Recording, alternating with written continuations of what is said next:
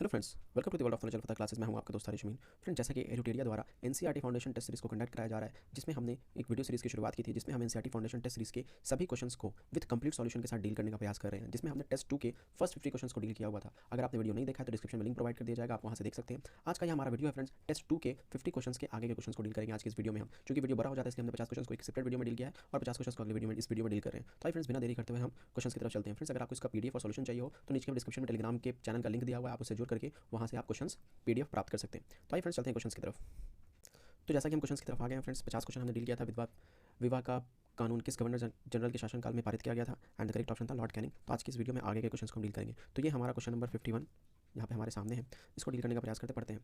तो लड़कियों के लिए स्कूल खोलने वाले सुधारकों व उनके क्षेत्र का मिलान करें। तो यहाँ पे लड़कियों के लिए स्कूल खोलने वाले सुधारक उनके क्षेत्र हैं, तो उसका मिलान करना है। तो इसका अगर आप मिलान करेंगे तो इसका आंसर हो जाएगा, पहला का हो जाएगा ईश्वर चंद्र विद्यासागर कोलकाता हो जाएगा, ज्योतिबा फुले महाराष्ट्र हो जाएंगे। तो ये हो जाएगा 1, ये हो जाएगा 2।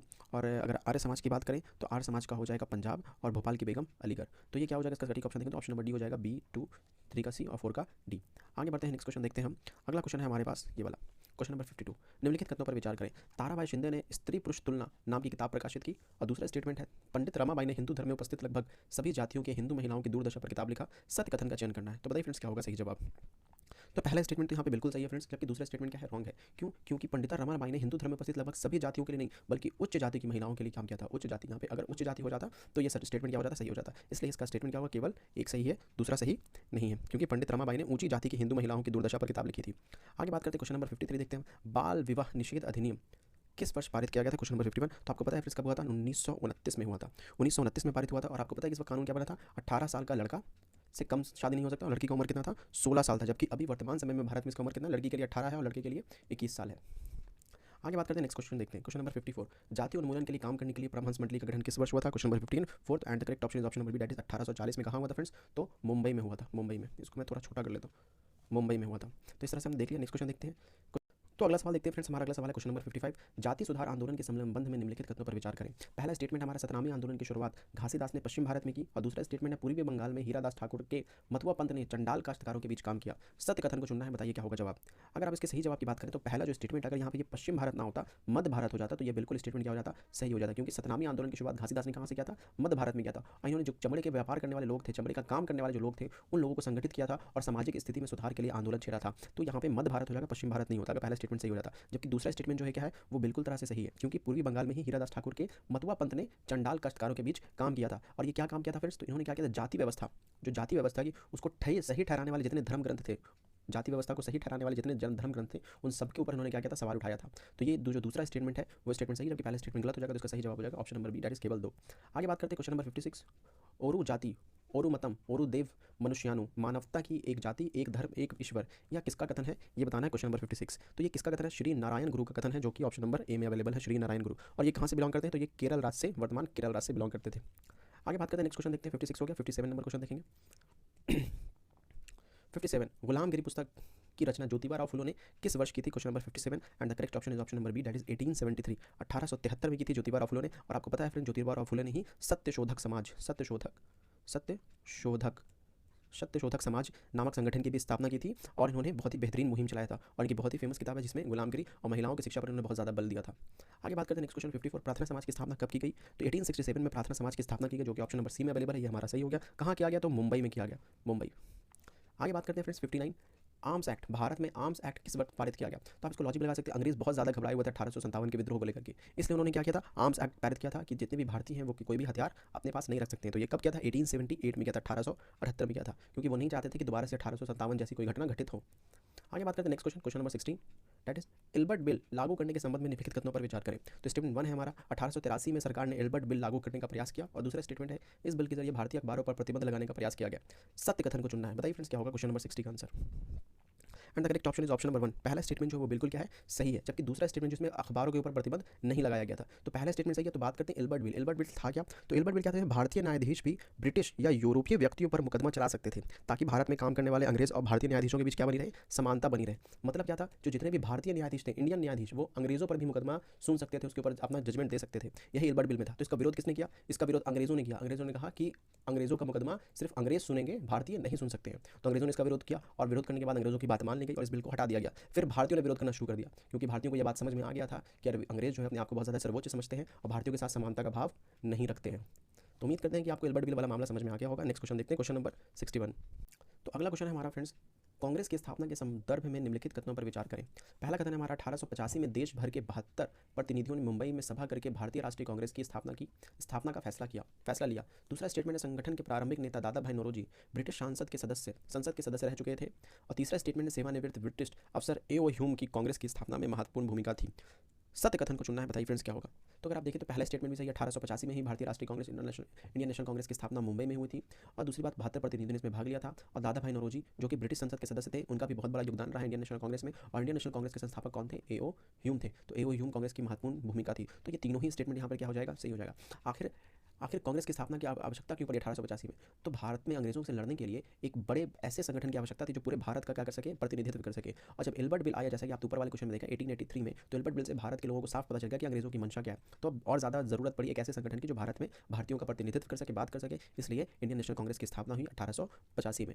1885 में स्थापना हुई। इसके 4 जहाँ इसकी अधिवेशन हुए, वो जगह कौन कौन सी? आप मुझे कमेंट सेक्शन में बताएंगे फ्रेंड्स, कब कब हुआ। तो 1885 में तो पहला हुआ, 86 में दूसरा, 87 में तीसरा और 88 में चौथा। कहाँ कहाँ हुआ और कौन कौन अध्यक्ष इसके रहे, आप मुझे कमेंट सेक्शन में इसका आंसर देंगे। आगे बात करते हैं नेक्स्ट क्वेश्चन नंबर हमारा 62। स्वराज की मांग सर्वप्रथम किसने की थी? उदारवादियों ने, गर्मपंथियों ने, क्रांतिकारियों ने, या फिर गांधीवादियों ने?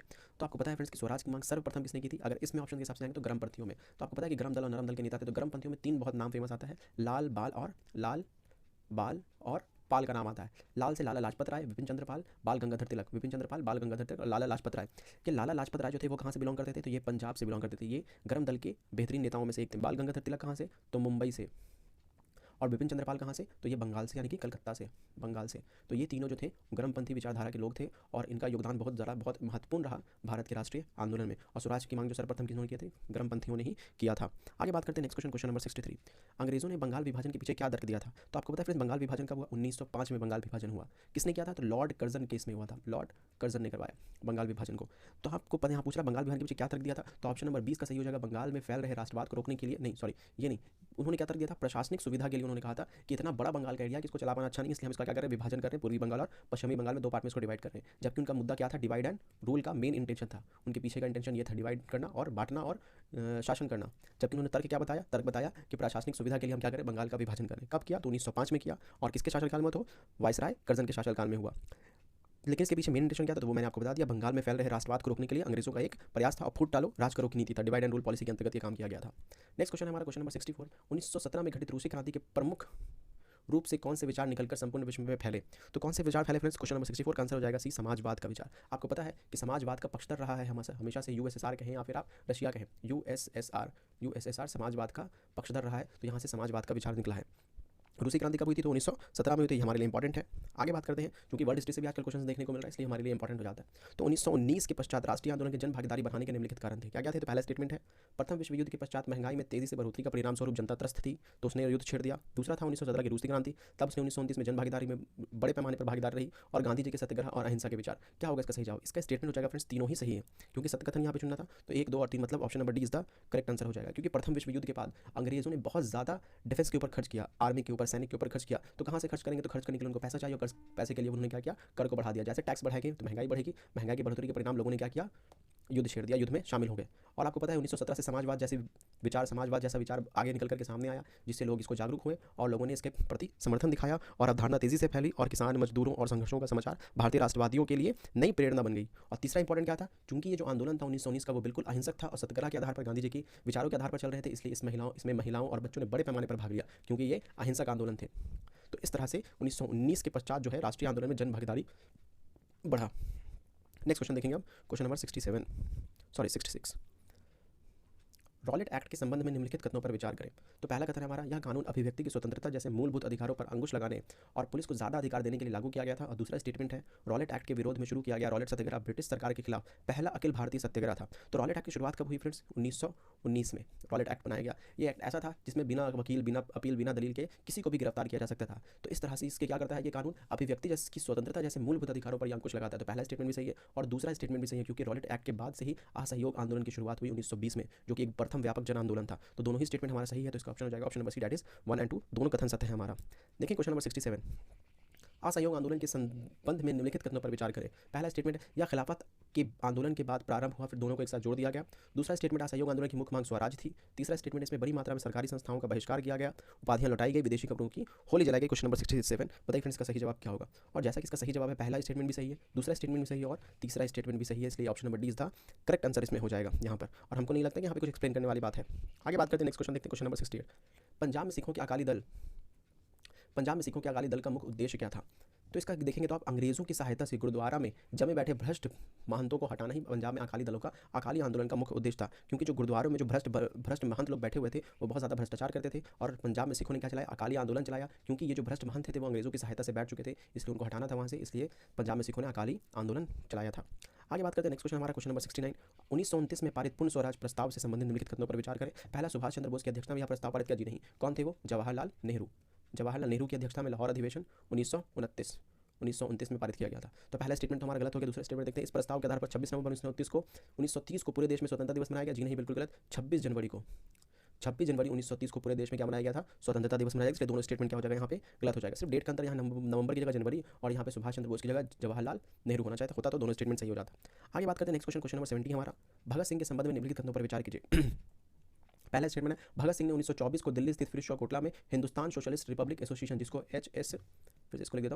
HSRA शॉर्टकट में बोलते हैं, की स्थापना की। जो नहीं, पहला स्टेटमेंट गलत है, क्योंकि यहाँ 1924 नहीं होगा, यहाँ क्या होगा, 1928 होगा। 1928 में HSRA की स्थापना हुई थी। 1924 में हिंदुस्तान रिपब्लिक एसोसिएशन की स्थापना हुई थी, HRA, लेकिन बाद में ये क्या हुआ था फ्रेंड्स, HSRA की स्थापना 1928, 4 साल के बाद हुई थी। तो ये आपके लिए इंपॉर्टेंट पहला स्टेटमेंट क्या हो जाएगा, गलत हो जाएगा। जबकि पहले में चंद्रशेखर आजाद, बिपिन चंद्र, सत्येंद्रनाथ सान्याल, इन सब मिलकर ने क्या किया था, हिंदुस्तान रिपब्लिक एसोसिएशन की स्थापना की थी। उसके बाद कोई कांड हुआ, कांड होने के बाद अंग्रेज जो है पूरे संस्था को बैन कर दिया, तो बाद में इसको क्या करने का नाम रख दिया गया, HSRA सोशलिस्ट को जोड़ दिया गया, जो भगत सिंह ने इसकी स्थापना की थी पंजाब में दिल्ली के फिरोजशाह कोटला में। दूसरा स्टेटमेंट देखते हैं, 17 दिसंबर 1928 को अपने साथियों के साथ सैंडर्स नामक पुलिस अफसर की हत्या की। तो ये जो स्टेटमेंट हमारा बिल्कुल सही है। और तीसरा स्टेटमेंट, 1929 ईस्वी में केंद्रीय विधान परिषद में बम फेंका, तो ये स्टेटमेंट भी हमारा सही हो जाएगा। तो इसका सही जवाब क्या हो जाएगा, 2 और 3 कहाँ है, ये वाला स्टेटमेंट हमारा सही हो जाएगा। तो 1928 यहाँ पे 1924 की जगह क्या हो जाएगा, 1928 हो जाएगा। 1928 में हिंदुस्तान सोशलिस्ट रिपब्लिक एसोसिएशन की स्थापना हुई। 17 दिसंबर 1928 को अपने साथियों के साथ सैंडर्स के ऊपर उन्होंने क्या किया, बम फेंका। बम फेंकने के बाद 8 अप्रैल, ये 1929 है, तो कब, 8 अप्रैल 1929 को केंद्रीय विधान परिषद में उन्होंने क्या किया, बम फेंका। जबकि 17 दिसंबर 1928 को उन्होंने साथियों के साथ मिलकर सैंडर्स नामक पुलिस अफसर की हत्या कर दी। ये सैंडर्स वही था फ्रेंड जिसने साइमन गो बैक का नारा लगाते हुए लाला लाजपत राय आंदोलन चला रहे थे, प्रोटेस्ट कर रहे थे, जिसमें उन्होंने, सैंडर्स ने ही इनकी लाठी मार करके इनको गंभीर चोट लगी, जिनके बाद इनकी मृत्यु हो गई थी। तो इसी का बदला लेने के लिए HSRA के भगत सिंह ने क्या किया था, सैंडर्स की हत्या की थी। 1929 में विधान परिषद में बम फेंका। कब फेंका था, तो 8 अप्रैल को फेंका था। और इसी के उपलक्ष्य में क्या हो गया था, 23 मार्च 1931 को भगत सिंह को फांसी के तख्ते पर लटका दिया गया। इसी दिन हम क्या करते हैं, 23 मार्च को ही शहीद दिवस भी मनाया जाता है। तो ये भी आप याद रखेंगे, 23 मार्च को ही हम क्या मनाते हैं, शहीद दिवस के रूप में मनाते हैं, क्योंकि इसी दिन भगत सिंह की शहादत हुई थी। आगे बात करते हैं, नेक्स्ट क्वेश्चन नंबर 71 है हमारा।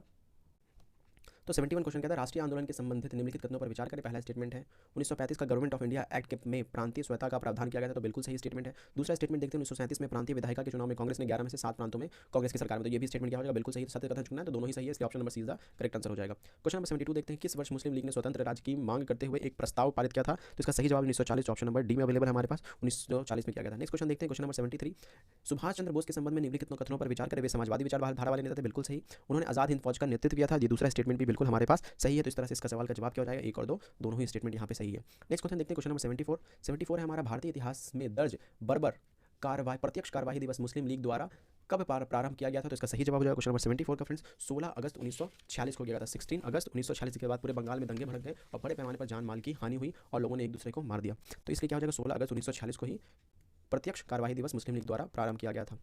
आगे बात करते हैं 75, मॉन्टेस्क्यू के संबंध में निम्नलिखित कथनों पर विचार करें। पहला स्टेटमेंट हमारा, इसने द स्पिरिट ऑफ लॉज नामक पुस्तक लिखी, तो बिल्कुल सही है। द स्पिरिट ऑफ लॉ नामक पुस्तक इसने लिखा है, मॉन्टेस्क्यू नहीं लिखा है, जिसमें शक्ति पृथक्करण का सिद्धांत है। शक्ति पृथक्करण का सिद्धांत है, मतलब किसी भी एक इंसान के पास ताकत नहीं होना चाहिए, ताकत का क्या होना चाहिए, बंटवारा होना चाहिए। ताकत का क्या होना चाहिए, बंटवारा होना चाहिए। ये बहुत इंपॉर्टेंट है, क्योंकि अगर एक आदमी के हाथ में ताकत जाएगा तो वहाँ पे तानाशाही उभर के सामने आएगी, और कभी भी लोकतंत्र में तानाशाही नहीं होना चाहिए, शक्तियों का बंटवारा होना चाहिए। जिसके आधार पर इसको हमने भी अडॉप्ट किया हमारे देश में, ताकि आप देखेंगे तो हमारे सामने कार्यपालिका, न्यायपालिका और विधायिका तीनों अलग अलग सेपरेट किए गए हैं, और तीनों एक दूसरे को क्या करता है, कंट्रोल करने का काम करता है। कि अगर ये नहीं होगा तो ये कंट्रोल करेगा, ये कंट्रोल नहीं होगा तो ये इसको कंट्रोल करेगा। तीनों एक दूसरे पर नकल कसने का काम करता है, और इस तरह से शक्तियों का विभाजन देखने को मिलता है हमारे यहाँ।